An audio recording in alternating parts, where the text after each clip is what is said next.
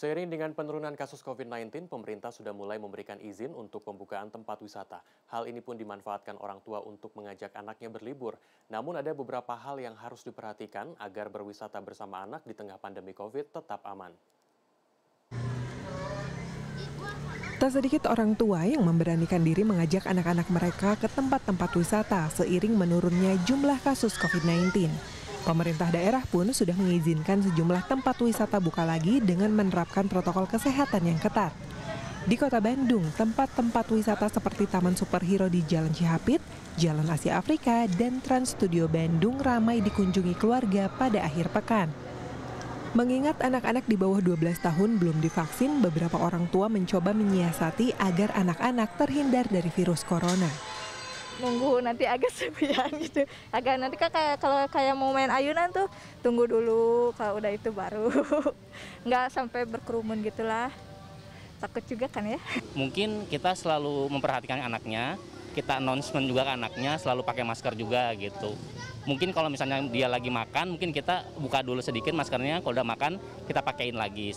Kalau khawatir ya, apalagi kan kalau udah pegang sesuatu terus anak-anak pegang makanan terus tangannya belum dicuci gitu ya. Ya kita harus cuci tangan dulu meskipun jauh sama tempat misalkan WC umum yang kayak gitu, kita bawa ini aja. Dokter spesialis anak Indra Sahril menyarankan orang tua memperhatikan tempat yang akan dikunjungi untuk berlibur. Ada beberapa kategori risiko penularan di tempat wisata. Yang pertama, kegiatan dengan tingkat risiko rendah seperti berkemah di hutan dan berwisata di alam terbuka. Yang kedua, tingkat risiko sedang misalnya berenang di kolam renang. Walaupun tempatnya terbuka, tempat tersebut merupakan tempat berkumpul banyak orang. Sementara tempat berisiko tinggi adalah bioskop dan ruangan tertutup. Karena anak di bawah 12 tahun belum dapat menerima vaksin COVID, Dr. Indra menyarankan vaksin alternatif. Tentu ini tidak dapat menggantikan vaksin COVID. Kalau anak-anak kan belum ada vaksinnya ya, belum mulai gitu ya. Untuk di Indonesia sendiri baru bisa di atas 12 tahun. Jadi untuk memaksimalkan perlindungan boleh juga tuh misalnya kita vaksin influenza tuh minimal ya. Jadi misalnya kalaupun nanti pas liburan kok demam, batuk pilek, ya kemungkinan dia bukan influenza, kemungkinan yang lain kita harus segera cek ya. Dengan udah vaksin influenza akan meminimalisir resiko.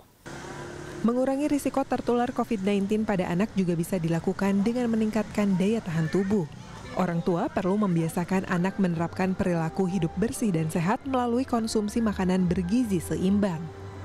Anak-anak yang berada di luar rumah selain beresiko terkena COVID-19, mereka juga berpotensi untuk menularkan virus corona ke lingkungan keluarganya. Oleh karena itu, anak-anak benar-benar harus diberikan edukasi mengenai protokol kesehatan, agar mereka mengerti bahwa protokol kesehatan ini bukan hanya menjaga diri mereka dari terpaparnya COVID-19, melainkan juga untuk menjaga lingkungan keluarganya. Mita Handayani, Kavijati, Bandung, Jawa Barat.